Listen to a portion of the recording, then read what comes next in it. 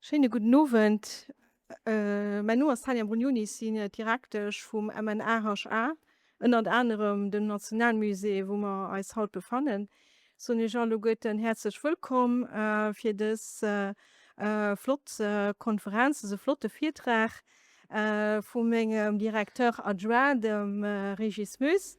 Und ich gehe auch direkt weiter der Co-Kuratrice von der Ausstellung Lilien an Linnen, de Michael Wallerich, wat dais eng Kurzintroduktion an d'Ausstellung an den heutigen Owen doch mëcht. Merci Michael. Merci Tanja. Lief alle gut. Guten Abend, herzlich willkommen. Ich werde dann auf Französisch weiterführen, weil den Abend war so annonciert. Also, bienvenue et merci d'être présent ce soir pour cette conférence intitulée Nation luxembourgeoise et art autour de l'an 1900, organisée dans le cadre de l'exposition Für Lilien an Linnen, Art Nouveau, l'art et l'artisanat au Luxembourg, que vous pouvez encore découvrir jusqu'au 18 octobre ici au musée. Cette exposition s'inscrit dans un Luxembourg en pleine transformation, marqué par l'industrialisation, l'émergence d'une scène artistique en quête d'identité, en l'absence d'institutions majeures comme un musée ou une école de beaux-arts. Dans ce contexte, l'art nouveau, inspiré par la nature, trouve un écho au Grand-Duché.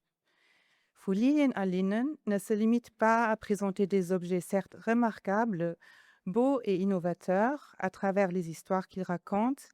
Il s'agit aussi de comprendre le Zeitgeist, de comprendre comment ce style a été reçu, adapté et intégré localement, ainsi que les dynamiques sociales et culturelles qui l'ont accompagné. C'est ce que l'exposition met en lumière et que cette conférence ce soir se propose de thématiser, en mettant en perspective échange, circulation et aspiration d'une époque relativement brève mais significative.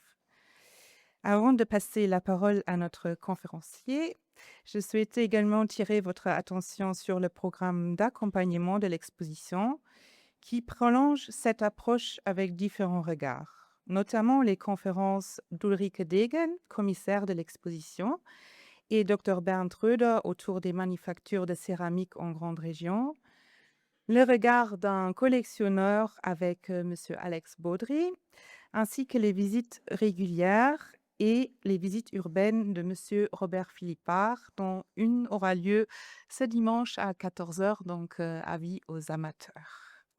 Vous trouvez tout le programme sur artnouveau.lu et encore jugendstil.lu, et vous avez sur votre chaise aussi cette petite carte avec le QR code pour accéder au site.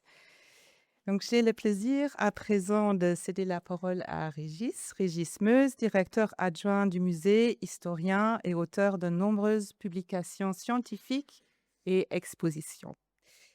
Je vous souhaite une excellente conférence.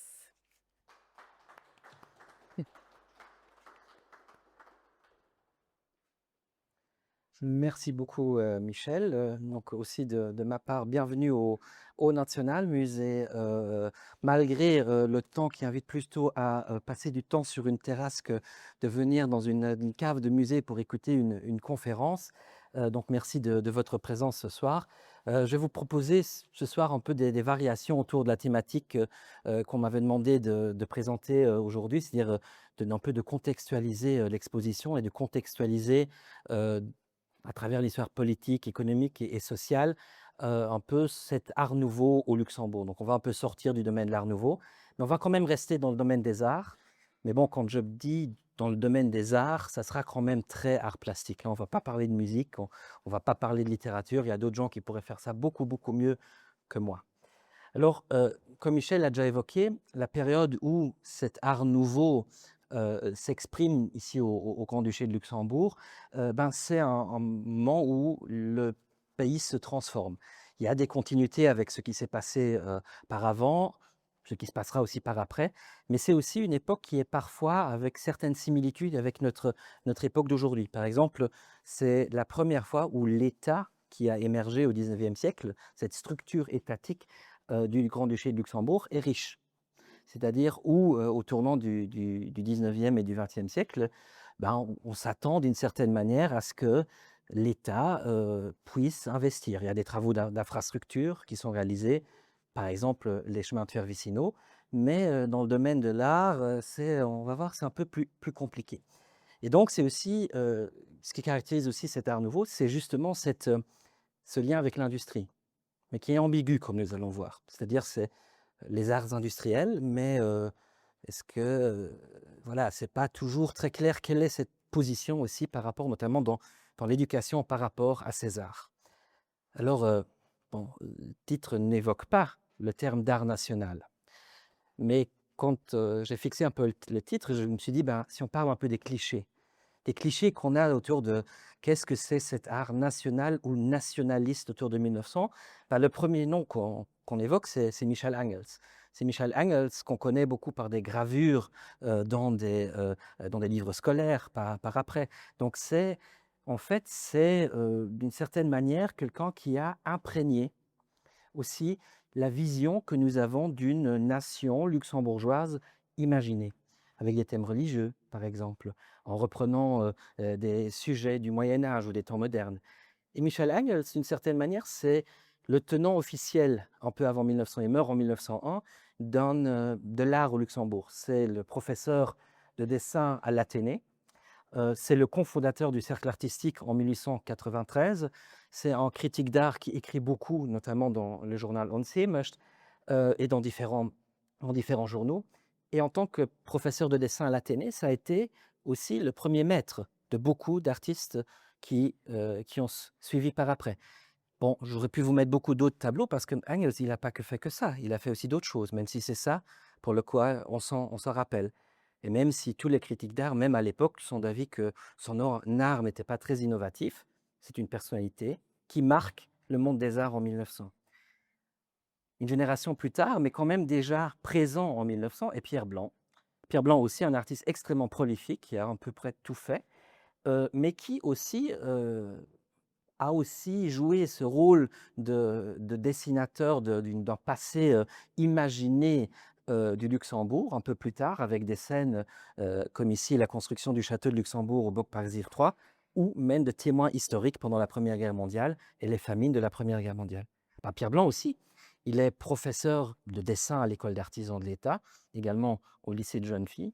Il est pendant très longtemps président du cercle artistique. Il domine la vie artistique pendant de très longues périodes. Je ne vais pas parler de la sécession ou d'autres mouvements, ça serait hors sujet, mais c'est quelqu'un qui compte. Alors aussi, lui a été un maître pour des artistes qui sont passés dans ses classes, et ce professeur un de ceux qui, au Luxembourg, avait réussi à vivre de son art en devenant professeur.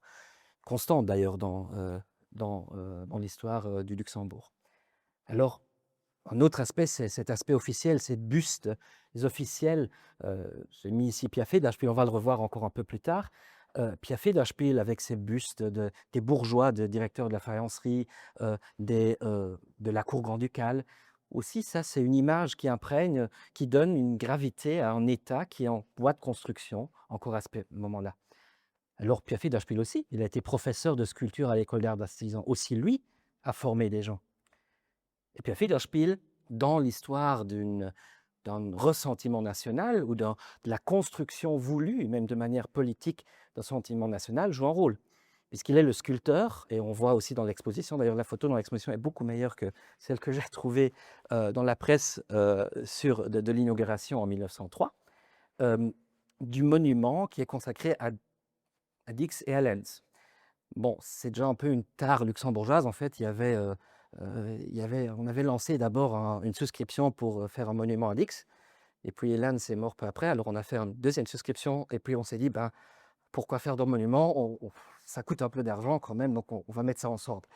Je caricature à peine, hein, mais c'est un peu ça les discussions qui sont menées. Et ce monument est d'une éminence politique. On voit aussi cette photo, enfin, on voit dans l'exposition dans l'autre angle, c'est l'autre photographie qu'on a de l'intérieur du salon du ministre d'État Paul Eichen, qui avait ce plateau, je crois qu'il est d'ailleurs aussi dans l'exposition, de Marie-Thérèse Glisner-Hartmann, qui reprend le discours que Paul Eyschen avait, donc en tant que ministre d'État, Premier ministre en 1903, avait donné au moment donc, de cette inauguration. Et là, c'est un élément duquel on ne va pas parler, parce que pour moi, il y a une grande différence entre la littérature et d'autres arts. Ici, vous voyez l'image que donne Paul Eyschen de la langue luxembourgeoise, qui en tant qu'historien, on doit dire, est assez apocryphe. Ce n'est pas vraiment comme ça que ça s'est passé. Mais de styliser la langue luxembourgeoise comme un élément de résistance, mais surtout pour de distinction entre ce qui est national, ce qui est luxembourgeois et ce qui ne l'est pas, ben, c'est un élément qui sera aussi parfois avec des ambiguïtés, parce qu'on insiste aussi sur le multilinguisme ou le bilinguisme. Mais en tout cas, c'est un élément où on voit qu'il y a une volonté de former une sorte de nation. Et ce monument, c'est aussi un moyen de propagande. C'est aussi comment une certaine bourgeoisie politique essaye de véhiculer certains messages. Alors, l'art au Luxembourg, il est bourgeois. Je vais essayer de démonter cette thèse de Gérard Trausch, donc si je ne me trompe pas, le frère de Gilbert, qui a écrit des articles, des livres, enfin beaucoup de publications sur le développement socio-économique du Grand-Duché, avec énormément de statistiques qui sont extrêmement bien fournies, et où effectivement les 4% de la population que lui compte comme bourgeoisie auraient été ceux qui auraient été déterminants dans le monde artistique au Luxembourg. Pour moi, j'espère que vous partagerez mon point de vue à la fin de cette conférence. En fait, c'est un peu plus complexe que ça, parce qu'on ne peut pas que se limiter aux gens qui sont à la chambre ou aux artistes qui définissent le cercle artistique. Et la citation que j'ai mis en exergue comme titre de ma conférence, donc un pays qui n'a pas d'aspiration artistique est un pays qui meurt d'anémie. Bon, l'anémie, c'est le manque de sang.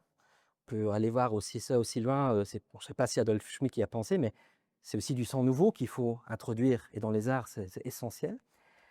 Et en fait, il a prononcé cette phrase dans le cadre des débats du budget de l'État en l'an 1900, et en lien avec les discussions récurrentes sur la construction d'un musée national à Luxembourg. Les débats budgétaires sont extrêmement intéressants, parce que c'est plus ou moins principalement dans ces débats-là qu'il y a les discussions qui se forment autour de musée, pas musée, subside, tel artiste, pas de subside. Et bon, certes, ils étaient élus dans le Schramberblietchen, mais ils s'exprimaient quand même un peu plus librement, les députés, à l'époque qu'aujourd'hui, parce qu'ils savaient qu'ils étaient quand même un peu en cercle fermé. Alors, quand Adolf Schmitt ou d'autres parlent du musée en l'an 1900, ben, ils ont ça en tête. Ils ont en tête le musée du Pfaffental. Le musée du Pfaffental, ben voilà, on a d'autres documents qui nous le montrent. On va zoomer sur le premier étage. Et ben, le musée du Pfaffental, pour la partie qui est aujourd'hui le MNAHA, ben, vous avez archéologie, bibliothèque, voilà, vous avez des choses qui ne sont pas trop définies. Vous avez aussi les sciences naturelles, hein, ce qui est aujourd'hui le Naturmusee, dont je salue le directeur d'ailleurs aujourd'hui, il est dans la salle. Ben, le musée, ce n'est pas le musée qu'on connaît aujourd'hui. C'est en gros deux branches différentes qui sont divisées voilà, en des objets différents, des typologies d'objets. Mais qu'est-ce qui manque? C'est l'art. Dans le musée national, on n'a pas d'ambition artistique à ce moment-là. C'est un musée qui est historiquement lié aux sociétés savantes, à l'époque déjà la section historique de l'Institut Grand-Ducal, et qui, depuis les années 1840, essaye de collectionner des objets qui principalement documentent ce qu'on appelle l'histoire nationale, l'histoire du Grand-Duché de Luxembourg. L'art n'a pas été une priorité. Et ça, c'est quelque chose qui change au moment de l'Art Nouveau de 1900. Il y a des peintures, cependant, dans la collection, comme ici le secrétaire conservateur de la section historique, Nicolas Van Werve, le fait remarquer dans une série d'articles qu'il publie en décembre 1896 dans le Luxembourger Wort. il y avait un avis du Conseil d'État sur est-ce qu'il faut construire un musée ou pas. Je ne vais pas aller dans le détail de toutes ces discussions. Il y a d'autres gens, il y a des publications là-dessus. Il y a eu différents projets à la fin du 19e, début du 20e siècle, avant que voilà, l'État rachète la maison Collard de Cherf qui avait brûlé et qui donc a été fait en musée dans les années 1920. Mais hier, ces tableaux et le Conseil d'État dit ben oui, mais la qualité artistique, ils sont. Ouais, voilà. C'est historique. C'est quelque chose qu'on retrouve, je dirais même jusqu'à aujourd'hui. Hein, si je pense à certaines discussions qu'on peut avoir, même au sein de la commission d'acquisition de notre musée, entre pourquoi faire telle ou telle acquisition, le point de vue historique peut être très différent du point de vue artistique. Alors voilà, donc ça je l'ai évoqué. Et il y a donc ces discussions, ici déjà un peu plus tôt, le ministre d'État Polaischen qui évoque déjà en 1992 le fait de regrouper en commun avec la ville un bâtiment qui regroupait toutes les collections historiques et artistiques. Et là, on est en lien donc avec les collections d'art de la ville, le legs de Jean-Pierre Pascator, et puis aussi d'autres par après, qui sont toujours pas visibles. Ils sont un peu dans le hôtel de ville par certains moments. Et depuis des décennies, vous voyez, hein, les premières discussions en 1877 pour construire un bâtiment, ce bâtiment a ouvert en 1945, dans lequel vous êtes toujours, enfin, la maison Collard de Cherf. Vous voyez, les discussions à Luxembourg, ça prend du temps. Et surtout, si on est autour de l'an 1900, en fait, on a l'impression qu'il y a un moment d'accélération. Même les gens de la section historique pensent que, voilà, vous avez ici une citation de Nicolas van Werwijk qui dit on a beaucoup d'argent, donc ce serait le moment. Voilà, une chance. Aujourd'hui, l'État veut investir. En fait, ouais, pas tout le monde. Hein. Voilà, l'ancien ministre d'État Victor de Tornaco qui estime que si on faisait un musée à Luxembourg, on serait la risée de l'Europe parce que voilà, nous n'aurons rien à montrer. Il rajoute, mais voilà, pour montrer des choses à les savants, ça intéresse personne. Et puis les savants, ils prennent pas beaucoup de place. Hein. On n'a pas besoin de reconstruire un bâtiment pour 1 million de francs. Voilà, c'est des discussions, parfois, si vous pensez peut-être aux 50, 60 dernières années, ça, ça a un peu de tradition. Alors faisons un petit saut dans le temps. Je vous ai dit tradition. Cette question de l'art national, de cette question, qu'est-ce qu'on doit montrer, etc. C'est pas si longtemps hein, qu'on l'a encore mené. Hein, est-ce qu'on va avoir une galerie nationale dans l'ancienne Bibliothèque nationale? Vous voyez la date, hein, 2018, qui a d'ailleurs aussi été critiquée à l'époque hein, par Richtung 22, notamment. Qu'est-ce que c'est cette Nationalkunst En fait, on a des moments où ce débat ressurgit. Et même cette maison-ci, le Musée national d'archéologie, d'histoire et d'art, on est marqué. Vous avez des réflexions autour de l'art luxembourgeois dans le cadre aussi du 150e anniversaire de l'indépendance, enfin du traité de Londres de 1839, voilà, où on a un moment de nationalisation. Le Musée national d'histoire naturelle et le Musée national d'histoire et d'art à l'époque deviennent nationaux dans les années 80. Avant, c'était des musées de l'État. Donc, on a cette réflexion qui ressurgit à certains moments. C'est le moment où, de nouveau, on se fait des réflexions autour de la langue, où on se pose des questions sur l'identité. Donc, c'est souvent les mêmes débats, en fait, qui reviennent et qui sont liés voilà, à des moments historiques un peu spécifiques. Un petit rappel sur l'histoire du Grand-Duché, c'est très court, hein, on pourrait aller beaucoup plus en détail. J'ai même oublié le traité de Vienne de 1815 avec l'indépendance formelle juridique d'un Grand-Duché du Luxembourg, différentes étapes dont celle qu'on fête le plus c'est celle de 1839, la séparation de la Belgique, le traité de Londres en 1867 et la neutralité qui en découle, qui par exemple pour Polaischen, qui était le ministre d'État à l'époque, vers 1900, était très importante. C'était pour lui plus importante que 1839, même s'il avait fêté en 1889, c'était la neutralité et la fin de la forteresse qui avait permis l'indépendance totale du pays, même plus que dans son Staatsrecht, que la dynastie nouvelle qui vient en 1890, où il y a la séparation d'union personnelle avec les Pays-Bas. Et puis, c'est quoi la nation luxembourgeoise? On ne va pas faire une discussion là-dessus. Mais ça, c'est une citation de Gilbert Rauch que j'adore. Parce qu'elle résume en fait pour moi énormément de choses, cet horizon familier de la jeunesse vécue, qui n'évoque euh, ni vraiment un aspect très nationaliste, mais en fait qui dit on est des gens, on se connaît parce qu'on a grandi ensemble. Qui est une définition, une parmi d'autres que Gilbert Rauch a donnée. Gilbert Rauch a donné surtout aussi la définition que l'État avait créé un sentiment national au Luxembourg. Mais voilà, c'est peut-être, on va garder ça peut-être en arrière-pensée quand on ira un peu plus loin. Alors cette histoire nationale, même si en 1900 on veut faire un musée plus archéologique, ben, il y en a d'autres comme le social-démocrate Michel Walter. Voilà, je suis convaincu et j'espère que vous l'êtes avec moi que nous n'y avons pas perdu grand-chose de ne pas avoir enseigné quand eux ils étaient à l'école, parce que de toute façon c'était que des idiots qui se tapaient dedans. Bien sûr, on est à l'époque encore dans une conception que l'histoire, c'est l'histoire des grands, c'est l'histoire des souverains, des rois, des reines, c'est l'histoire politique dominante. Alors, si on s'intéresse un peu plus à l'art, d'où est-ce qu'elle vient cette discussion? Qu'est-ce qui est art?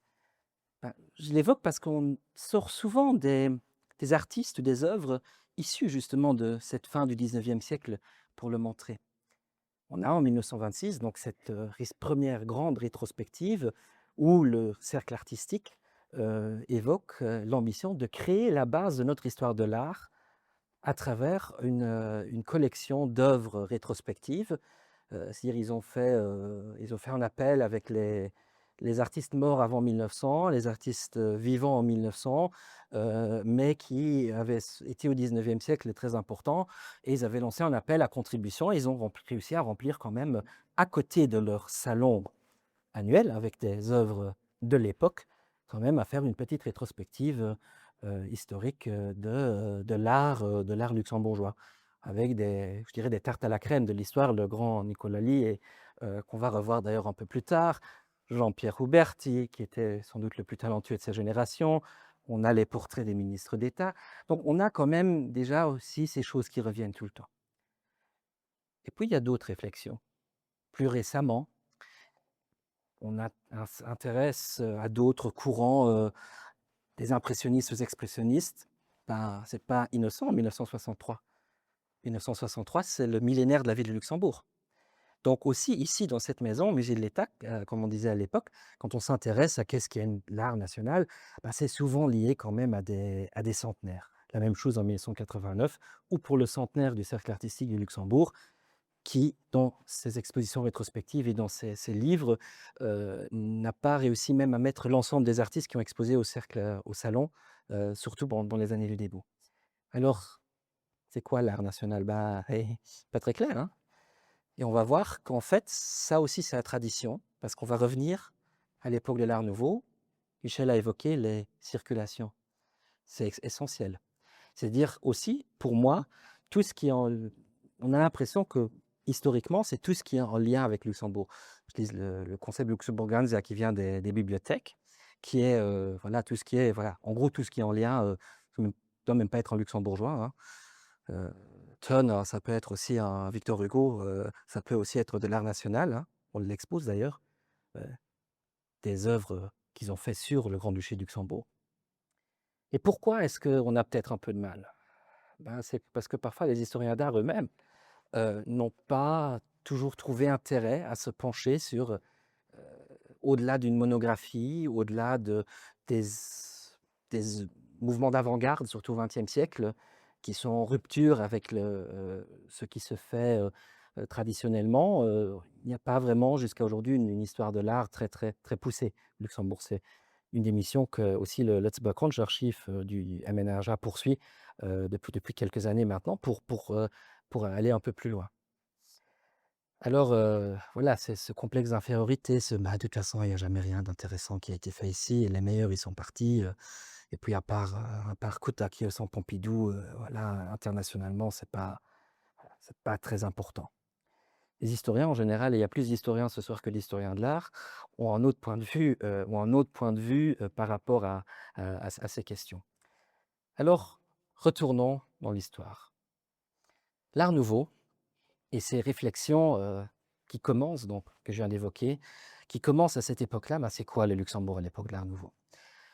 C'est surtout une stabilité gouvernementale, comme on en a beaucoup connu au Luxembourg, mais assez particulière, celle de Paul Eychen. Paul Eychen, il est devenu Premier ministre en 1980, donc c'était en 1988, et c'est pour moi la période que j'ai analysée de manière plus concrète, c'est vraiment la période du gouvernement, des gouvernements Paul Eychen. C'est le moment, donc, comme je l'ai déjà évoqué, où l'indépendance se raffermit, où nous avons le changement dynastique. Et d'ailleurs, pendant la période de gouvernement de Paul Eychen, il a eu affaire à 4 souverains différents de 2 dynasties. Guillaume III n'ayant qu'une fille, Wilhelmine, qui l'a succédé sur le trône des Pays-Bas, c'est son cousin éloigné Adolphe de Walburg-Nassau qui a hérité du trône du Grand-Duché de Luxembourg, où Paul Eychen a d'ailleurs joué un rôle pour que ça se fasse ainsi. Puis donc son fils et la fille de Guillaume IV, qui sont donc, on voit, il y a une certaine... voilà. Bon. Intéressons-nous à un autre aspect. Les lois changent aussi. Il y a des choses qui évoluent. Le Luxembourg est en voie de démocratisation.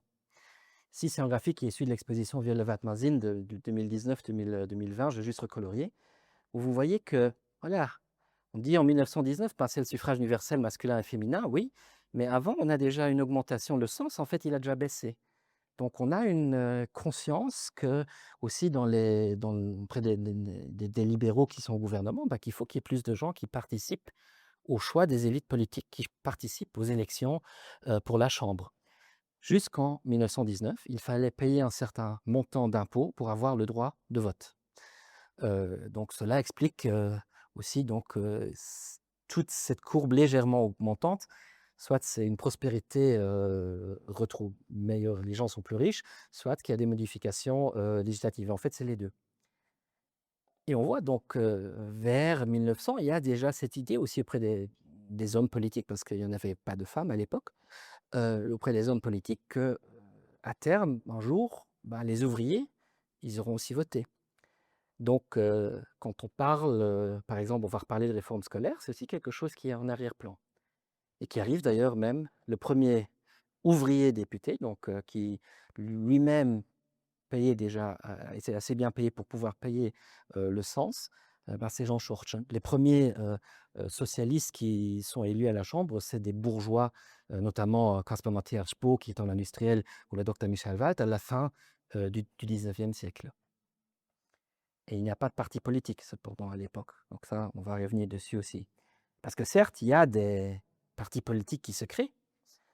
Parti social-démocrate, la Ligue libérale, parti de la droite, ancêtre de la CSV actuelle. Oui, mais ce n'est pas des partis constitués, parce que lors des élections, on vote pour des hommes, on vote pour des candidats qui représentent leur canton. Et le nombre d'élus est dépendant de la taille du canton, donc du nombre d'habitants par canton. Et quand on dit qu'entre 1908 et puis la date de fin 12 pour la loi scolaire ou 15 pour le décès de Paul Eychen, le bloc des gauches domine la vie politique au Luxembourg, c'est-à-dire les libéraux et les sociodémocrates. Ouais, mais il n'y a pas eu de changement de Premier ministre quand même. Donc en fait, ça montre qu'on est dans une politique qui fonctionne différemment. C'est-à-dire c'est des majorités de circonstances.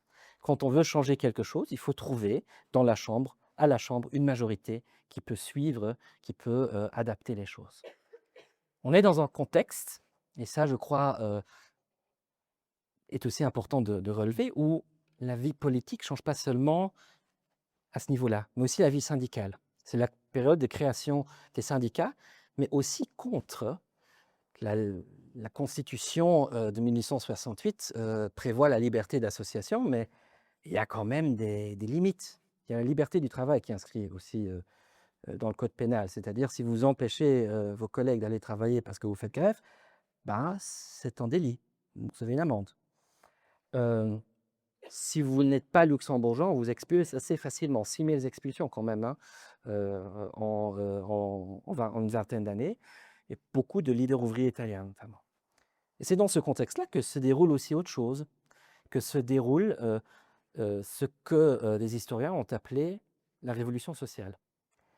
C'est-à-dire le gouvernement de Paul Eychen en s'inspirant de la législation allemande, bismarckienne, en 1901, introduit une assurance obligatoire des ouvriers contre les maladies.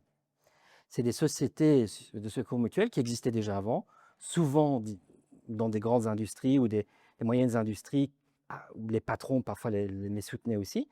Donc on peut se faire agréer par l'État, et donc on a une assurance maladie obligatoire. Quand même près de 40 000, 35 000 assurés en 1907. Et c'est que pour les ouvriers, hein, ce n'est pas les employés à ce moment-là. Vous avez une assurance obligatoire des ouvriers contre les accidents.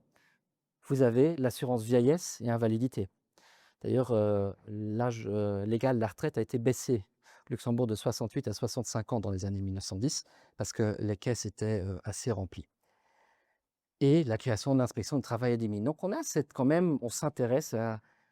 C'est une période où les bourgeois, je vais revenir sur cette catégorisation plus tard, interviennent. Et puis pourtant, il y a quand même des choses qui sont... voilà, la vie politique, les institutions se développent, mais beaucoup disent qu'il y a un contrôle quand même allemand. Luxembourg est membre du Zollverein, de l'union douanière avec l'Allemagne. Beaucoup estiment même que le gouvernement de Paul Eichen n'est pas vraiment, enfin, est extrêmement docile par rapport aux grands voisins allemands, qui quand même nomme le directeur des douanes et certains cadres supérieurs des administrations importantes au Grand-Duché. Berlin contrôle les principales raisons de chemin de fer. Il y a du capital allemand qui s'investit dans l'industrie. Et on est tellement content avec l'Allemagne qu'en 1902, on prolonge le traité du Zollverein jusqu'en 1959. Bon, il y a eu la Première Guerre mondiale qui s'est passée entre-temps. Mais c'est quand même aussi les jours faciles du Zollverein. Parce que cette union économique permet, parfois avec des petits jeux un peu de niche fiscale, hein, comme Champagne Mercier qui importe du vin non pétillant et qui le réexporte en Champagne, de gagner beaucoup de taxes parce qu'il y a des petits trous dans la législation fiscale. On a le développement donc aussi d'industries comme Restaurant, qui est plus, bon, ce qui est aussi montré dans l'exposition, les rosiéristes. Hein, les rosiéristes qui ont quand même, ici j'ai mis, bon c'est un peu petit, mais vous voyez Superanoting qui exporte quand même à la cour impériale du Brésil, à la cour impériale de Russie, voilà, les hauteurs de l'Hypertsberg qui sont couvertes de roseraies jusqu'en bas dans la vallée de l'Alzette. Donc c'est aussi lié en fait à ça qu'il y a de l'argent au Luxembourg. Vous voyez ici une courbe issue d'une exposition qui a eu récemment, enfin il y a quelques années aux Archives nationales. Vous voyez l'augmentation des recettes fiscales, justement aussi dans la période qui nous intéresse. Ça rappelle certaines choses. Et dans ce contexte, et ça on doit aussi, donc il y a un intérêt politique aussi quand on parle de nation, nationalité. Parce que la nationalité, c'est quoi? Si vous n'avez pas le droit de vote, si vous n'avez pas de droits sociaux, si vous n'avez pas de caisse de maladie, ben pour un ouvrier, il n'y a pas de grande signification pratique. Oui, certes, vous pouvez être expulsé si vous n'avez pas la nationalité du pays où vous vous engagez politiquement, vous êtes dans un syndicat, mais c'est un rapport à cette nationalité qui est peut-être très différent de ce que nous, on s'imagine, ou ce qu'on a essayé de faire croire pendant longtemps. Et puis, il y a des aspects plus culturels. Il y a effectivement cette presse qui est pléthorique après 1970. Tous les courants politiques, on ne sait pas toujours trop qui lisait tout ça, mais bon, soit, au journal, c'est souvent un rédacteur. On voit aussi qu'à l'étranger, on se reconnaît, on va parler de l'immigration. C'est le rôle de la langue aussi à l'étranger, c'est par ricochet qui revient aussi au Luxembourg. Et luxembourgeois qui, par exemple, Faubourg Saint-Antoine à Paris, parle luxembourgeois. Hein, il y a 15 000 luxembourgeois dans le Faubourg Saint-Antoine à Paris à la fin du 19e siècle. Et de plus en plus aussi par des processus de différenciation. Mirvel et Joachim Preuss dès 1870, hein, du Feuerwohn qu'on a un peu modifié. Et donc, ce concept peu à peu que Benedict Anderson,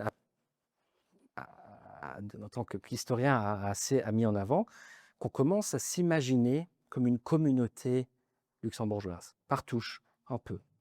Le monde, il change rapidement. On peut illustrer ce que je viens déjà vous dire. Luxembourgville en 1835, notre Nicolas Lee est bien connu. Ben, vous voyez, il y a la forteresse qui est bien présente. Voilà, bon, ok. Ben, j'avais Jean-Baptiste Freuz et Nicolas Lee en 1870. Bah, la forteresse est toujours là, parce que c'est pour ça qu'il a fait le tableau, mais il y a un chemin de fer qui vient un peu perturber. Il y a des petites industries. Si on va un peu plus loin, voilà, il n'y a plus de boc. Le chemin de fer est toujours là. Les industries sont elles aussi toujours là en ville. Voilà donc. Et puis vous avez donc cette petite et moyenne industrie qui, tout au long du 19e siècle, attire des capitaux étrangers, déjà en partie, qui créaient les filatures de Negotcho, Fiedermechnue, Coborn, à Pulfamul. Je me suis concentré sur sur Luxembourgville, mais tout de même, on est quand même encore une société très agricole dans les années 1870. On va voir, c'est aussi un élément qui change exactement à l'époque de l'Art Nouveau, vers 1900. Et puis, à partir de cette situation-là, il y a de la politique qui joue. On découvre la minette dans le sud du pays, et en 1870, d'ailleurs, contre beaucoup de protestations allemandes, le gouvernement la Chambre fait passer une loi qui définit donc que le sous-sol appartient à l'État et que pour exploiter le sous-sol, il faut une concession de l'État. Pour les mines à ciel ouvert, ça ne compte pas. En fait, ils voulaient déjà à ce moment-là introduire la Verhütungsklauseln, la clause d'enfournement, c'est-à-dire que X% du minette qui était sorti de terre au Luxembourg devait être transformé au Luxembourg. Parce qu'en fait, on avait peur que tout ça, ça parte dans la roue. Ils n'avaient pas trop tort. En 1970-74, le Luxembourg n'a pas réussi à s'imposer contre l'Allemagne, mais ils ont écrit ça dans toutes les concessions, en gros. Donc, ce n'était pas dans la loi, c'était introduit dans la loi un peu plus tard, mais en gros, c'était quand même, si tu veux ouvrir une mine à Luxembourg, tu dois ouvrir une schmalz derrière, quoi. Et on est dans une vraie politique étatique industrielle qui aussi contribue à la richesse, aussi d'une bourgeoisie qui va commencer à acheter de l'art. Et puis on a en concentration, voilà, l'Arbet et la Hadir. Donc au début, c'est beaucoup de petites industries qui se mettent ensemble. Et alors, effectivement, Luxembourg, au tournant du siècle, c'est une puissance industrielle. La période dans laquelle coïncide l'éclosion de l'Art Nouveau, c'est la période où on passe de la Matze Schmalz, dans les années 1870, à ça, complexe industriel. Bon, ici on est un peu plus tard, on est en 1927, mais où tout se transforme d'une certaine manière. Et je l'ai évoqué, si j'ai mis un peu en exergue ce graphique qui montre, qui date de 1990, la répartition entre les trois principaux secteurs, les services, l'industrie et l'agriculture, le pourcentage de personnes actives travaillant dans ces secteurs, on est exactement au moment où l'agriculture n'est plus l'activité de plus de la moitié de la population. Elle reste dominante très très longtemps. On voit que l'industrie commence à grappiller. Et donc c'est un moment qui est quand même important. Puis en petite parenthèse, il y a quand même certains secteurs où il y a près un tiers de femmes qui travaillent déjà à l'époque. Et si on rajoute parmi les indépendants, par exemple les agriculteurs indépendants, tous ceux où l'épouse ou les enfants travaillent aussi sans être officiellement déclarés, on a beaucoup plus. Donc il n'y a pas seulement l'industrie qui change. Il y a des villes qu'on passe à Esch de ça à ça. On voit dans certaines parties du pays la population énormément augmenter. Mais c'est très local, nous allons le voir.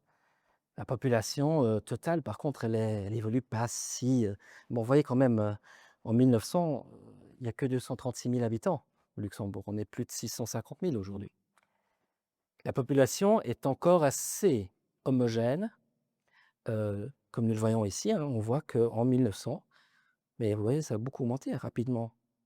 À peu près 12-15% d'étrangers, qui d'ailleurs jouent un rôle, notamment dans la diffusion des idées politiques. Les Italiens qui ne sont pourtant pas encore là, ils commencent à arriver en 1900. Mais vous voyez, c'est surtout beaucoup d'Allemands encore qui sont dans l'industrie. Ça, on l'a oublié un peu, que avant les Italiens, il y avait encore beaucoup d'Allemands qui venaient ici.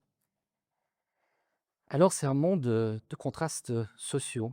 Ah, ouais, je vous ai dit, les industriels, les bourgeois. On a une bourgeoisie d'affaires qui, autour de ces industries, ils ont besoin de banques, ils ont besoin de services, ils ont besoin d'une administration étatique qui fonctionne. Donc, on a une classe moyenne d'employés qui émerge.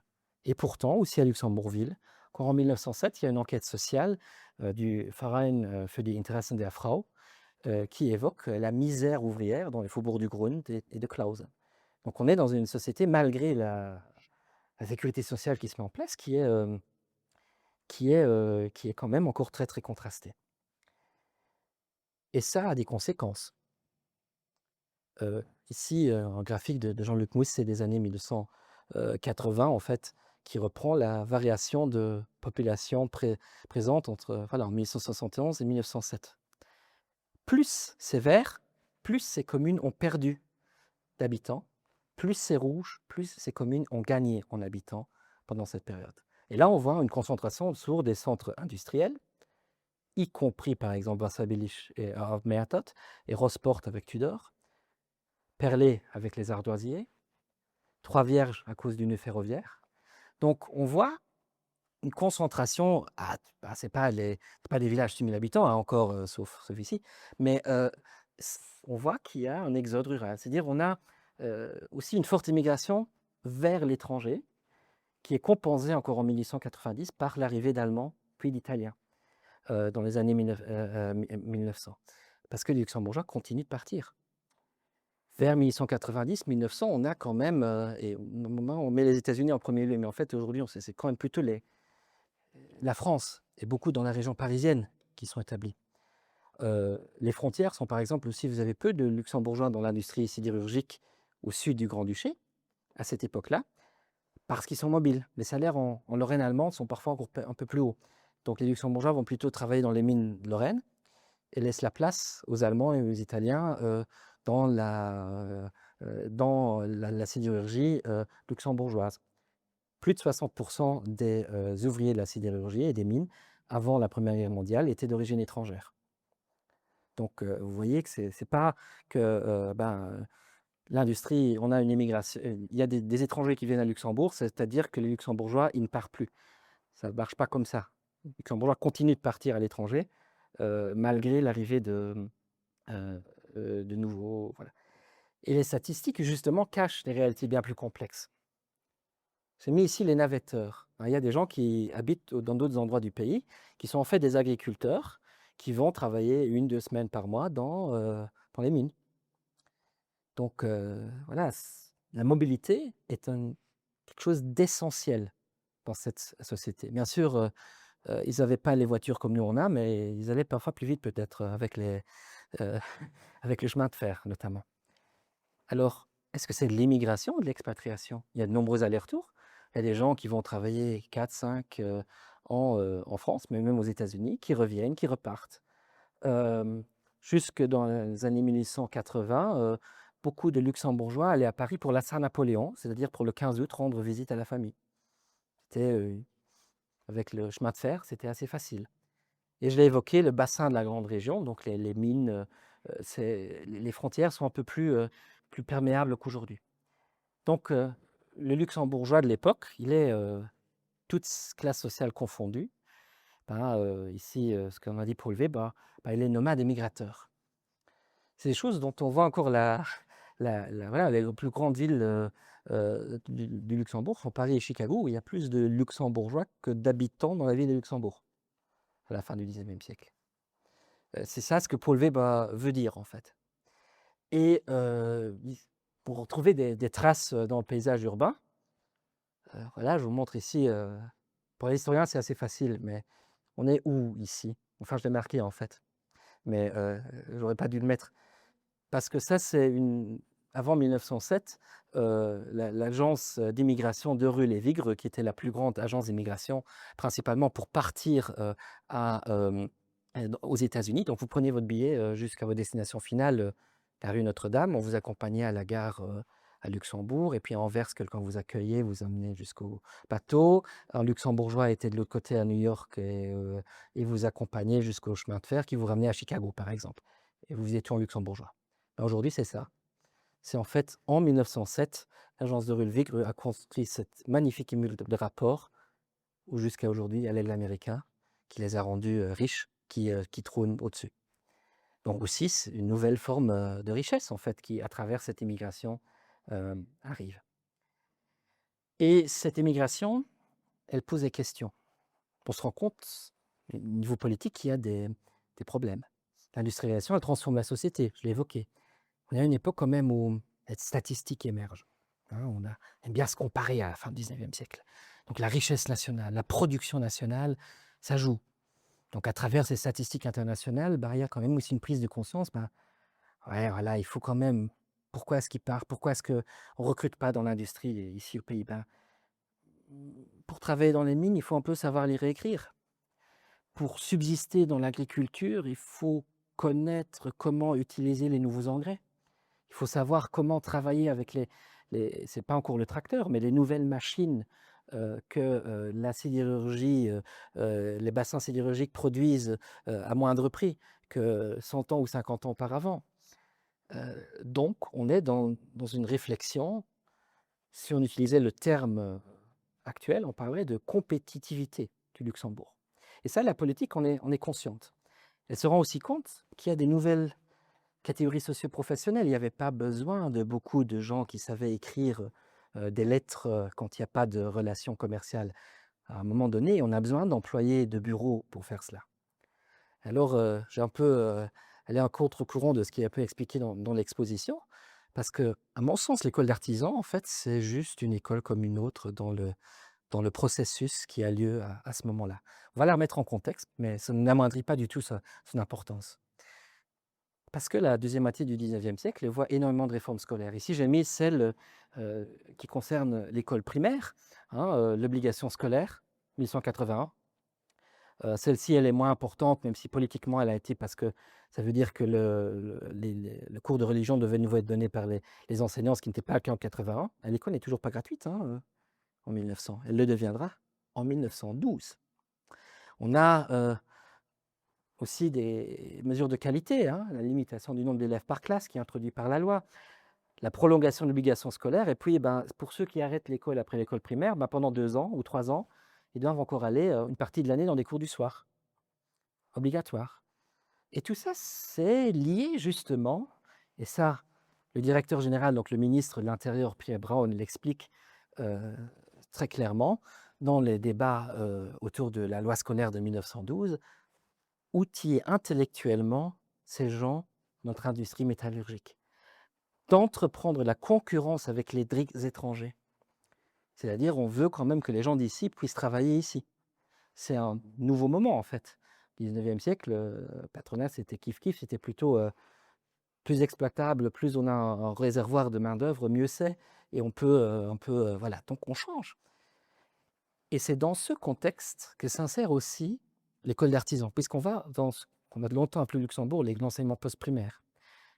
On spécialise. L'Athénée de Luxembourg, puis plus tard les gymnases de Diekirch et d'Echternach, préparent aux études universitaires. Et puis on se rend compte qu'on a besoin d'ingénieurs.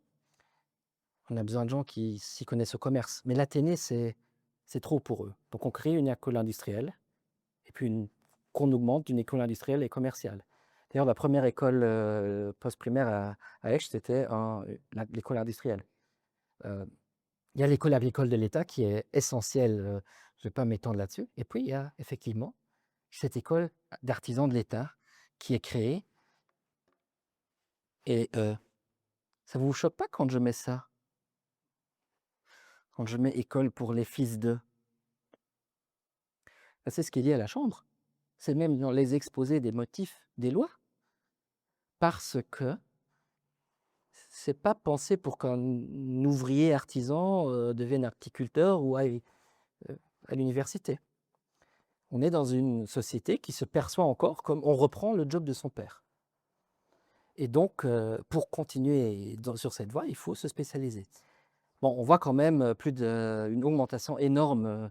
C'est les seuls chiffres que j'ai trouvés, donc on est un peu au-delà de des périodes, mais vous voyez quand même près de 200% d'augmentation du nombre d'élèves dans les écoles. Et donc cette spécialisation des études, voilà, elle n'est pas. On peut dire, c'est bien, on crée des écoles, ça aide à l'ascension sociale, oui, mais comme dit le ministre, c'est enrayer l'invasion des carrières savantes. C'est une des raisons pourquoi on fait ça.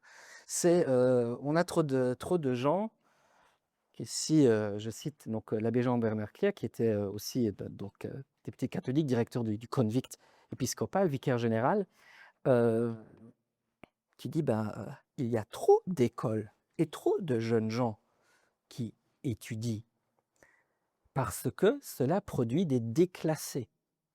Le terme déclassé est très intéressant, qui ne sortent plus, qui sortent de leur classe sociale, qui perturbent l'ordre social. Et ça, c'est ce que je dis quand on parle de majorité de circonstances à la Chambre. Bah, parfois, les catholiques ont rarement voté ces lois, mais parfois, il y a des intérêts qui font qu'il faut modifier la présentation d'une mesure pour convaincre ces gens-là que c'est important quand même. On peut être d'un côté totalement pour une augmentation du niveau scolaire et d'autre part, être... voilà, c'est quelque chose qui est un peu compliqué. Même Paul Eichen, le ministre de l'État, il insiste énormément dans toutes ces questions-là sur cette lutte acharnée de la place du Luxembourg. Et la cause primordiale réside dans la concurrence hydrante que l'usine met sur l'artisanat. Donc c'est aussi c'est ambigu. C'est à la fois créer une école d'artisans pour l'industrie, parce qu'on parle clairement dans les exposés des motifs, c'est former des ouvriers qui peuvent aller travailler à l'usine, mais d'autre part, avoir aussi un niveau qui permet d'aller vers d'autres vers d'autres aspirations artistiques. En 1909, la Luxemburger Zeitung libérale estime par exemple que l'école d'artisans pourrait effectivement s'appeler Kunstgewerbeschule, pratiquement une école des arts décoratifs. Parce que ce qu'on y fait, ben, c'est quand même, voilà, c'est encourager les artisans à aller vers le goût du beau, les orienter vers des métiers plus artistiques. Mais ça ne plaît pas à tout le monde. Assez étonnamment, la Neue Zeit, journal plutôt intellectuel libéral de gauche, en 1911, critique énormément cette aspiration. Et elle critique même nommément le directeur der Kunstgewerbeschule. Et ce qui choque manifestement le rédacteur anonyme, c'est « läuft Gefahr der Schule den Charakter einer Volksschule zu rauben » parce que, en fait, le même argument que disons auparavant, cette école produit des gens qui ne peuvent pas travailler, qui se prennent trop au sérieux, qui, voilà, on n'a pas besoin que de sculpteurs de bustes, on a besoin de sculpteurs de façades, par exemple. Hein, c'est une critique, finalement, dont est aussi... bon, Antoine Hirsch, vous le redécouvrez de manière beaucoup plus détaillée dans l'exposition, qui est l'homme quand même de la circonstance. Mais des Antoine Hirsch, il y en a eu aussi dans d'autres domaines. Il y a eu Jean Hansweiler qui a réformé l'ensemble des services agricoles et de l'école agricole quelque temps plus tôt. Eichen va chercher ces gens qui, comme Antoine Hirsch, qui a fait ses études à Aix-la-Chapelle et Augsbourg, a travaillé à Francfort et Budapest, et puis qui revient à Luxembourg pour diriger l'école d'artisans de l'État. Donc il y a un certain sens. Il est aussi président du cercle artistique, un moment charnière.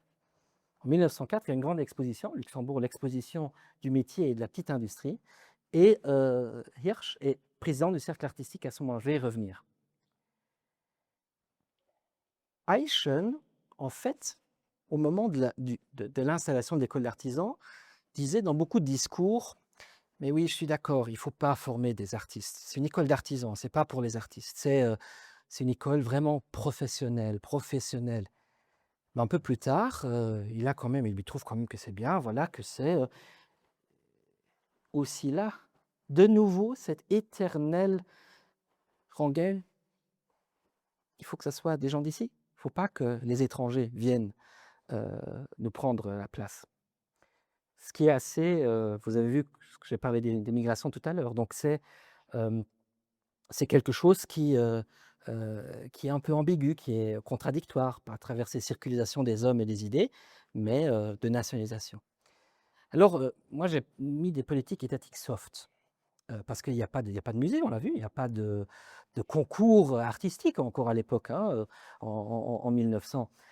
Mais voilà, l'État intervient parfois de manière indirecte. La création de l'école d'artisans. Paul Eichen, qui est la cheville ouvrière de 2 expositions, l'exposition du métier de 1894 et 10 ans plus tard de l'exposition du métier et de la petite industrie autour de l'Aldringer actuel, hein, avec des halls construits spécialement pour l'occasion, des catalogues où on fait venir des gens de l'étranger, tous les artisans, tous les industriels du pays y exposent. C'est dans l'esprit des expositions universelles, il faut montrer ce qu'on sait faire, et puis on va aux expositions pour voir ce que font les autres. Dans les années 1980, il y a même eu une Gewerbeausstellung à Ettelbruck, par exemple, qui était encore un petit, pas vraiment une grande ville hein, à l'époque. Et là s'insère aussi le cercle artistique. Donc l'art s'insère là-dedans. La première exposition du cercle artistique passait lors de l'exposition du travail de 1894. La première grande exposition rétrospective historique de Vaterländische Kunst, c'est en parallèle de l'exposition du métier et de la petite industrie en 1904. Ça veut dire que ces 2 grandes expositions sont, vous avez un hall où vous avez des tableaux, des sculptures, à côté de halls où vous avez des machines, vous avez les gantiers qui exposent, vous avez des architectes, des ingénieurs, et qui d'ailleurs parfois accrochent aussi des tableaux pas dans la bonne section. Donc il faut parfois essayer les voir, parce que là aussi, ça montre que aussi l'art et l'artisanat, finalement, la distinction qu'on fait parfois dans les musées, art majeur, art mineur, en pratique, voilà. Bon, vous avez donc, là, je l'ai repris les photos de l'exposition de 1904 qui sont dans l'exposition ici au musée. Vous avez à côté l'exposition du CAL aussi. Donc vous allez de ça, ok, ça c'est vraiment c'est Bonne Frère qui montre ce qu'il peut faire pour vendre, etc. Et puis vous avez, j'ai pas trouvé l'original de la photo, je crois pas qu'on l'a dans les archives du musée. Mais vous avez le chien de Pierre Fidach, puis le buste, je crois que c'est le buste de Trotian, qui était le télé du grand chef à Mondorf. Vous avez le portrait du grand-duc Adolphe par Duhart, qui sont exposés dans l'exposition des Beaux-Arts. Alors, les liens entre artisanat et art à Luxembourg, je ne sais pas si ce que je vais vous montrer, peut-être, voilà, bon, je vais vous montrer maintenant quelque chose, après on va voir comment sera la réaction. Au début, l'école d'artisans, c'est ça, hein, c'est l'ancienne caserne. Donc ici, on a la Grand Rue, la rue Aldring, non pas la Grand Rue, mais la rue Aldring en tout cas, et vous avez l'ancienne caserne. Ils étaient bien installés hein, les premières années, hein, c'était quand même un peu...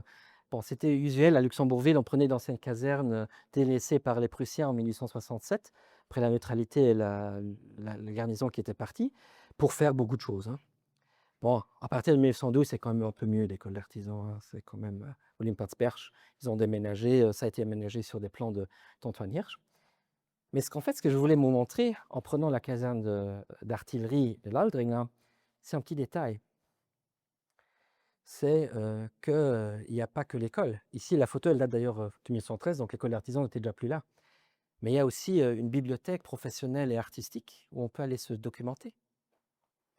L'idée dans la loi, je ne sais pas si ça a été réalisé de la création d'écoles d'artisans, on parle même de cours de dessin ouverts où tout le monde peut aller apprendre et où on peut découvrir des talents. Donc c'est quelque chose, lifelong learning d'une certaine manière, et c'est aussi la bibliothèque en fait qui permet d'amener des gravures, d'amener ce qu'on fait de mieux à l'étranger. Et puis, bon, en 1893, il y a quand même quelqu'un qui expose là quelque chose, on n'imaginerait plus qu'il l'ait fait, Pierre Blanc. On l'a vu tout au début, hein, qui allait devenir professeur de dessin à l'école d'artisans. Pierre Blanc a notamment été, il a certes été formé à l'Académie de Paris, mais il a aussi été à la Kunstgewerbeschule de Munich. Et donc, quand il revient de Munich, il a déjà exposé d'autres choses, mais il expose quand même des choses qui sont pas des tableaux ou des sculptures qu'on met au mur, alors que ça deviendra par après le portraitiste de la bourgeoisie de la ville, l'illustrateur de beaucoup de choses. Donc les liens sont... Voilà. Mais Blanc, je n'ai pas mis beaucoup de tableaux maintenant de lui dedans, mais il a déjà exposé auparavant à un autre endroit, qui est en fait, avant le cercle artistique, l'endroit où on expose à Luxembourgville, qui est la galerie du vitrier et encadreur Zegas, rue de l'Arsenal, donc aujourd'hui avenue Milroy, hein, où Michel Engels estime dès 1885 en fait que c'est voilà, c'est la permanente Kunst. Donc si vous lisez, à un moment donné, j'avais essayé de faire une liste de tous les gens qui avaient exposé chez Zegas sur base des Luxembourgans.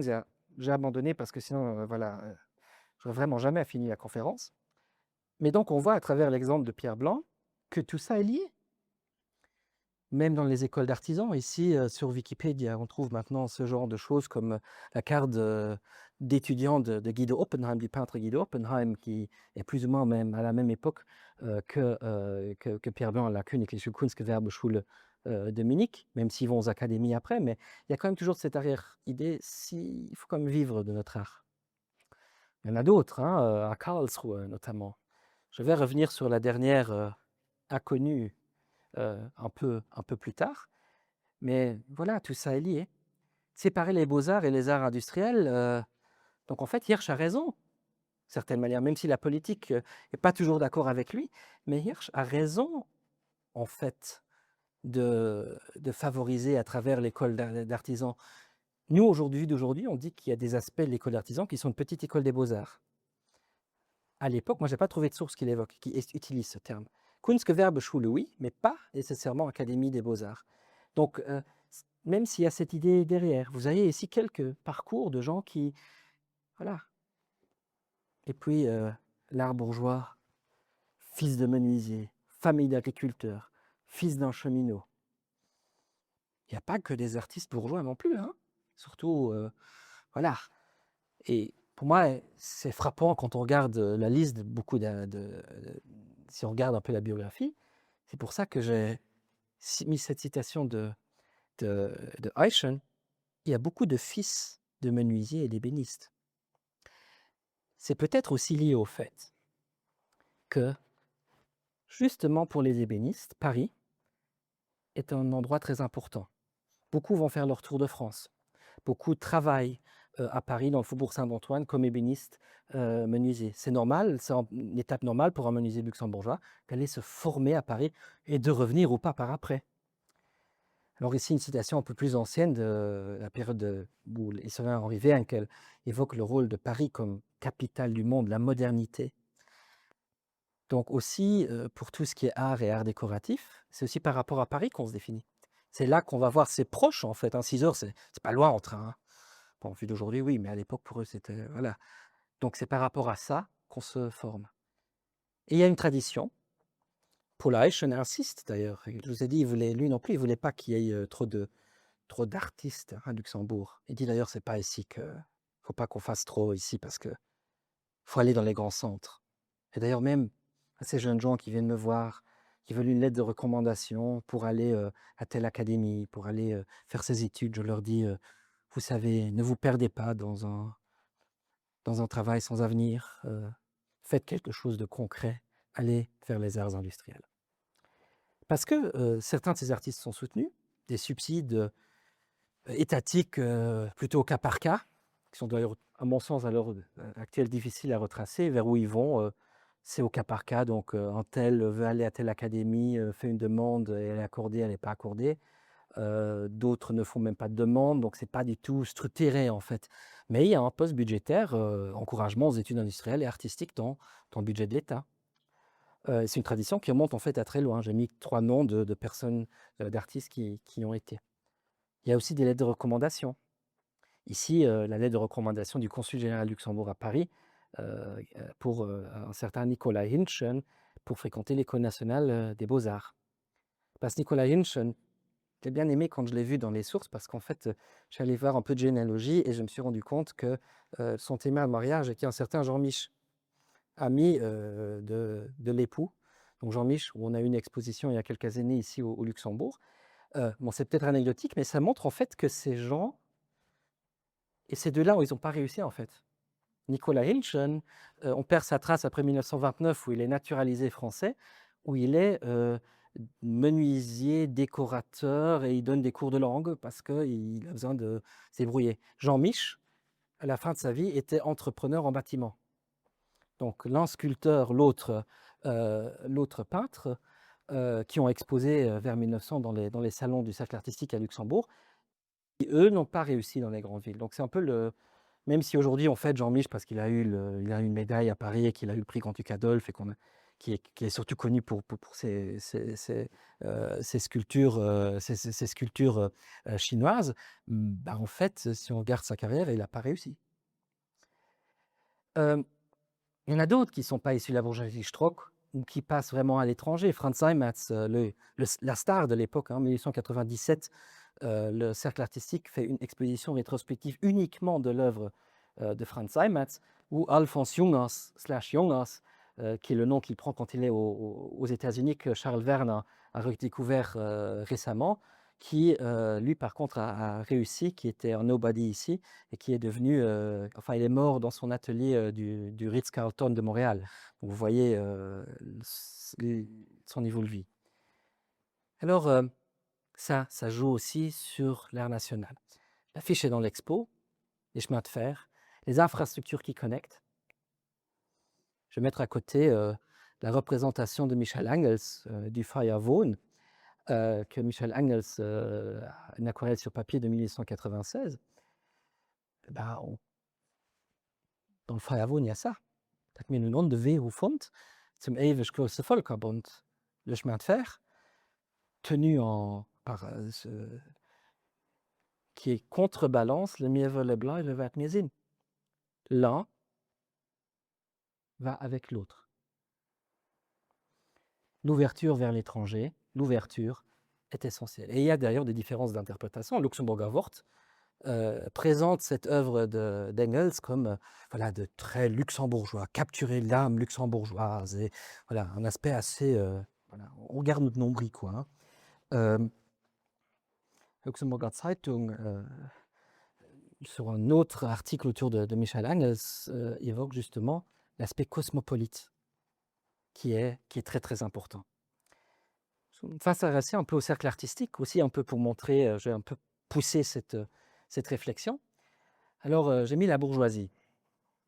Oui, d'une certaine manière, mais en fait, le cercle artistique est aussi la suite logique de l'augmentation démographique, du chemin de fer qui permet des allers-retours, puisqu'à la fin, au milieu des années 1180, on parle déjà d'une troupe d'artistes différents et aussi de Fräulein Theresa Hartmann aus der Kirche, donc Marie-Thérèse Glesner-Hartmann, qui, dans ses années de jeunesse, expose pratiquement tous les mois chez Zegers. Donc il y a une activité extrêmement importante d'artistes avant et même après son mariage. Donc oui, Marie-Thérèse Glesner-Hartmann, c'est aussi, comme Pierre Blanc, comme certains autres, ils portraitisent la bourgeoisie luxembourgeoise. Alors,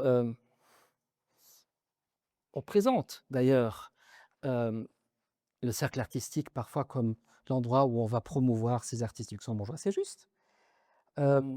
Et d'ailleurs, ils se louent beaucoup eux-mêmes pour cette première manifestation de l'art national en 1994, cette idée de diffuser et d'une activité de développement le goût artistique. Il faut montrer le beau pour avancer. Donc c'est pas... Voilà, donc c'est quand même une activité mondaine d'aller au salon, d'aller voir ce qui se fait, mais pas nécessairement pour ceux qui exposent. Alors, les salons, les expositions cosmopolites. En 1994, oui, il y a beaucoup de luxembourgeois, il y a beaucoup de gens d'étrangers, mais tous sont encore en lien avec Luxembourg. Si on va regarder, hein, si on fait des petites recherches sur les gens qui exposent, il y en a beaucoup, on rend compte un tel, un parent luxembourgeois, même s'il vient de Munich. Etc. Mais peu à peu, voilà, bon, ici j'ai mis juste certains noms. Hein, voilà, ici on a tous les gens qui sont liés à la cour grand-ducale, puisque la grande-duchesse de Luxembourg est elle-même peintre et expose. Voilà. Et ici aussi, vous avez les peintres verriers, les peintres décorateurs qui sont liés. Gaston Linden, certes Paris, mais son père avait été consul du Luxembourg à Bruxelles auparavant, avait été ultra riche en vendant des orchidées. Donc vous voyez ici un peu, voilà, Michel de Moncacci qui est une Colpart, qui est hongrois d'origine, on reviendra aussi là-dessus. Vous voyez les noms, les lieux, bon voilà. Et puis voilà, 1900, une exposition en particulier que je vais mettre un peu en exergue, parce que là, on a des noms spéciaux.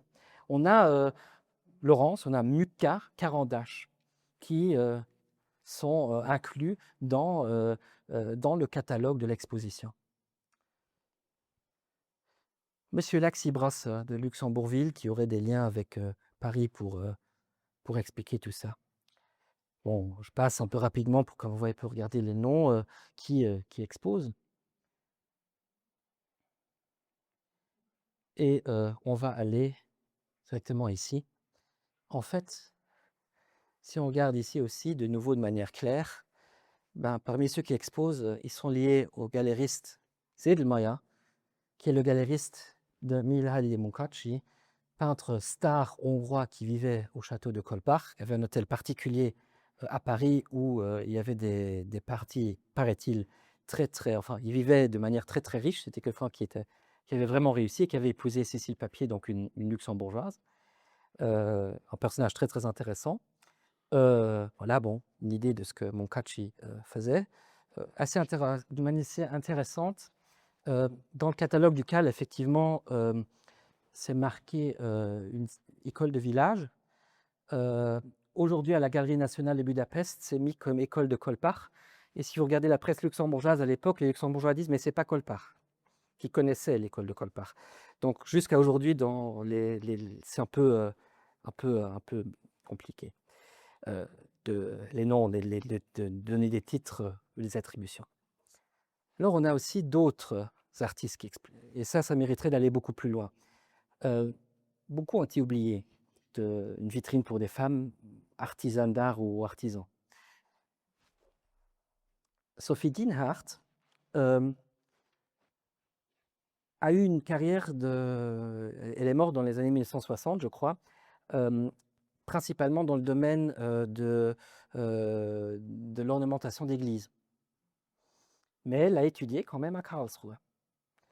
Vous avez, lors du salon 1894, mademoiselle Adele Schreiber, qui n'est pas identique à la défenseuse des droits des femmes qui sera 10 ans plus tard à Luxembourg, qui est une autre personne, qui, la même année, ouvre une école de dessin à Luxembourg. On ne retrouve plus de mention dans la presse, donc ça n'a sans doute pas marché. La même chose pour cette école de peinture et de broderie pour dames de mademoiselle Daisy Dasburg, qui a, elle, étudié à Munich, et qui, après le décès de son père, qui tenait un magasin aussi d'ornementation d'église, l'année suivante, la maison est vendue et on perd sa trace, en fait. Donc aussi, cette école de dessin pour dames, elle n'a sans doute pas beaucoup existé.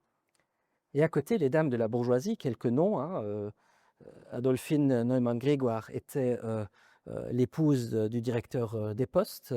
Anna Pascator était une peintre liée donc à la famille donc l'épouse d'Antoine Pascator. Donc des gens qui faisaient plutôt ça, Marie-Thérèse Glisner-Hartmann, qui avait épousé un juriste qui est devenu procureur général d'État, qui sont des gens qui font ça un peu de manière locale. Ben, il y en a aussi d'autres, parmi ces dames de la bourgeoisie, une que moi j'ai été très étonné de les découvrir, qui expose en 94, et je voulais la présenter parce que moi j'avais jamais rien entendu d'elle, Madame Philipson Mayer, donc la fille du fabricant de gants et mécène Gabriel Mayer, qui expose à différents salons, notamment je crois au salon des femmes peintres à Paris, et qui a donc épousé quelqu'un qui va devenir très riche.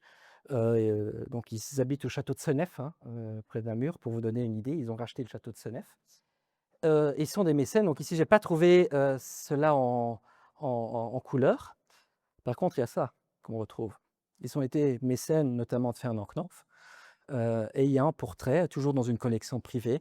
Fernand Knopf a d'ailleurs tiré le portrait aussi de 3 de leurs 4 enfants.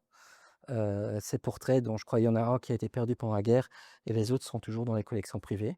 Donc une personne, peut-être à cause de ses origines juives, que l'histoire de l'art luxembourgeoise a totalement ignoré, alors qu'elle est née à Luxembourg, a grandi à Luxembourg, a peut-être même été formée en partie à Luxembourg. Et on va terminer par la politique culturelle.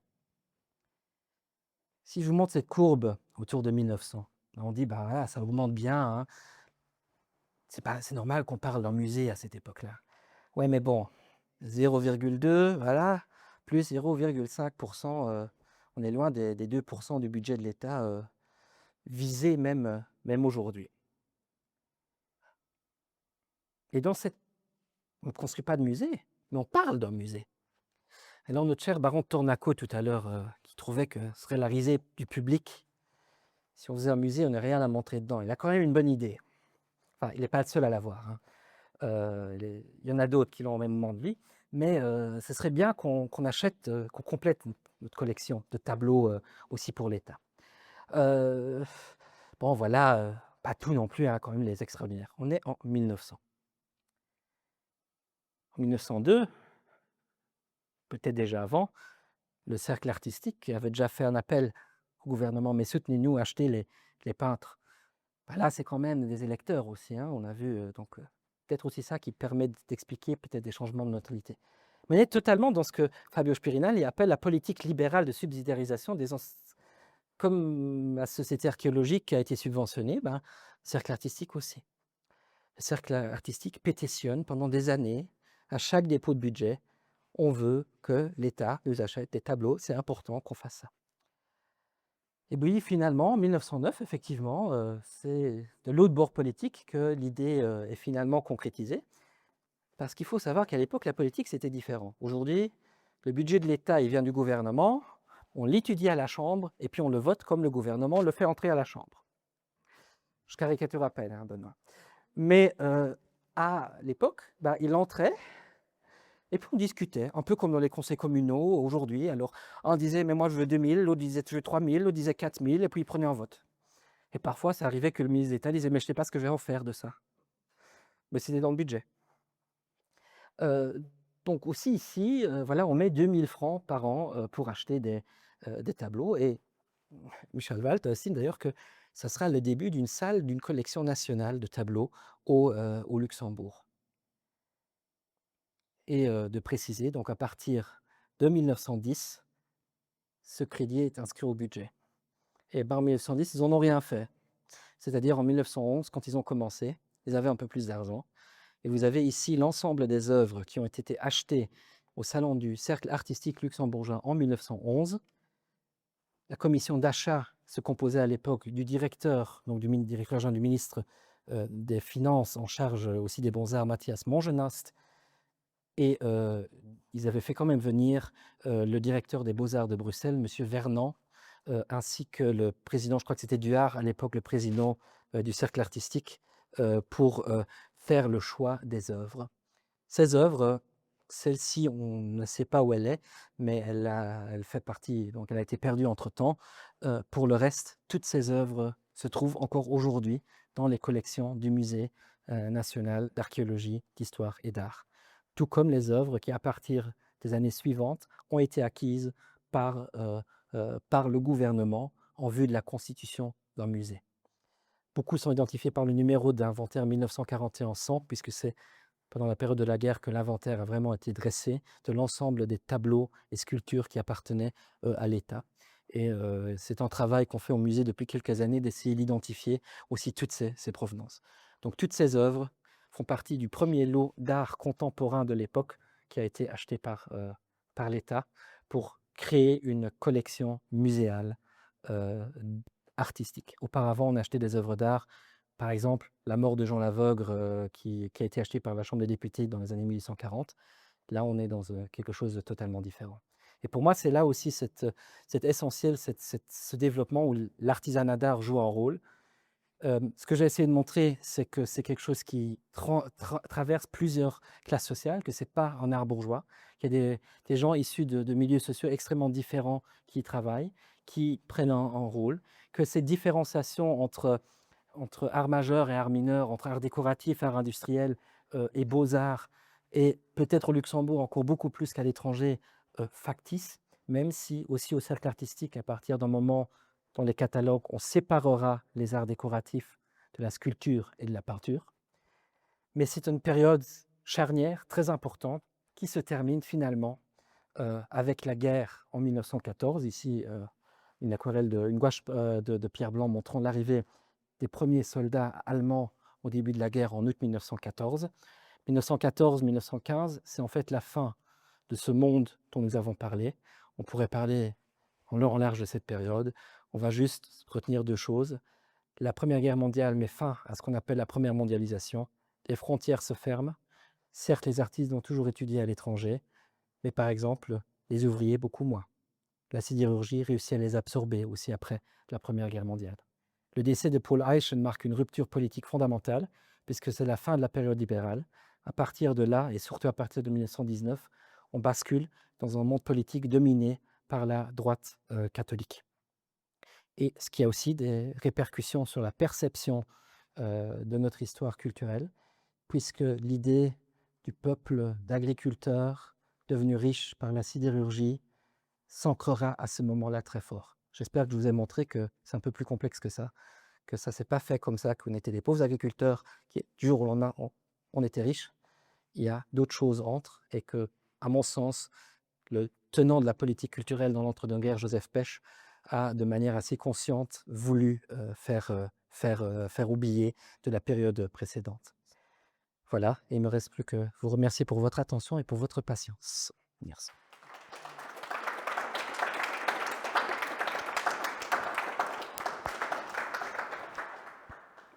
Je voudrais embrayer sur ce que tu as dit à la fin sur Joseph Pech, parce que j'ai effectivement l'impression que beaucoup de noms que tu as cités, enfin certains qui sont connus, Duhart ou Steinmetz, Pierre Blanc, je ne sais pas encore, mais beaucoup d'autres en tout cas me sont relativement, voire totalement inconnus. Est-ce que tu penses qu'il y a eu une politique délibérée après la Première Guerre mondiale, voire beaucoup plus loin, pour effacer, entre guillemets, cette richesse culturelle et artistique de la période précédente? Pour moi, il y a 2 explications. La première, c'est qu'il n'y avait pas de collection publique. Donc, où est-ce que ces œuvres auraient été conservées, outre dans les familles? Je crois que il n'y avait pas de... Ce qui est resté, il y a beaucoup il y a les stars comme Steinmetz, hein, comme Munkachi, qui sont restés comme Blanc, qui, à travers leur activité de professeur, ont tout simplement été présents pendant une si longue période. En fait, Joseph Bech continue la politique d'acquisition. Il achète aussi de l'art international, par exemple. Ce que Eyschen, à l'époque d'Eyschen, moi, je n'ai pas trouvé de traces. Mais bon, on s'intéresse beaucoup pour des recherches de provenance pour l'instant. Quand on trouve, par exemple, des artistes français dans nos collections qui ont été achetés avant la Seconde Guerre mondiale, quand on va regarder dans le détail, ben, ces gens ont souvent exposé à la galerie Bratsky dans les années 30. Et Bech va acheter dans les années 20 et dans les années 30 aussi auprès des galeries. Donc lui, il continue aussi une politique d'acquisition. Et lui, il a aussi, pour moi, il y a aussi un élément essentiel qui, pour Bech, c'est la première société des Amis des musées, qui est créée en 1926. La seule année où Bech n'est pas au gouvernement. Pour, d'une certaine manière, à mon sens, un peu contrecarrer aussi, pour continuer. Et Bech fera d'ailleurs acheter beaucoup d'œuvres d'art par la Société des Amis des Musées, qui disparaîtra avec l'occupation allemande. Donc, ce n'est pas les Amis des Musées actuels, hein, c'est 2 associations différentes. Mais Bech, pour moi, oui, dans la présentation de l'histoire nationale, hein, ce mince narrative inspiré d'Arthur Herschen, notamment, qui contribue à cette vision, avant la sidérurgie, il n'y avait rien. La bourgeoisie s'en rappelle, ça, bien sûr, il y a des souvenirs, mais dans l'éducation populaire, je crois que ça joue un rôle. Peut-être aussi parce que il y a une historiographie libérale, dont la biographie nationale de Jules Mersch. Jules Mersch est une source de premier ordre, hein, pour retrouver ces artistes. Hein, aussi, quand on a juste acheté un portrait auprès d'un autre, d'un artiste un peu moins connu, etc., on peut retrouver par Jules Mersch. Mais il n'y a pas eu d'historiographie de gauche, historiographie nationale de gauche, un peu chez les communistes. Donc pour moi, c'est effectivement ces différentes choses qui l'expliquent. À la fois cette volonté d'un parti agraria, ce qui était le parti de la droite, quand même, encore, même si l'agriculture était, je crois qu'avant la Seconde Guerre mondiale, on était à moins d'un tiers de la population active qui travaillait encore dans l'agriculture. Mais il y a quand même toujours cette vision qui est dans un parti agrarien. Je crois que c'est d'une certaine manière délibéré, et puis par la force des choses. Aujourd'hui, pour retrouver ces artistes, c'est très compliqué parce qu'ils n'ont pas intégré de collection publique qui n'existait pas à l'époque. Pour tous ceux qui sont venus après, beaucoup qui ont exposé au CAL, il y a un choix qui a été fait. Mais quand même, ceux qui ont exposé au CAL après 1911, le pourcentage de ceux qu'on retrouve dans les collections publiques est quand même beaucoup plus élevé. Donc c'est aussi, en fait, ils ont exposé trop tôt. Ils sont trop vieux. Ça joue aussi, je pense. Bien sûr.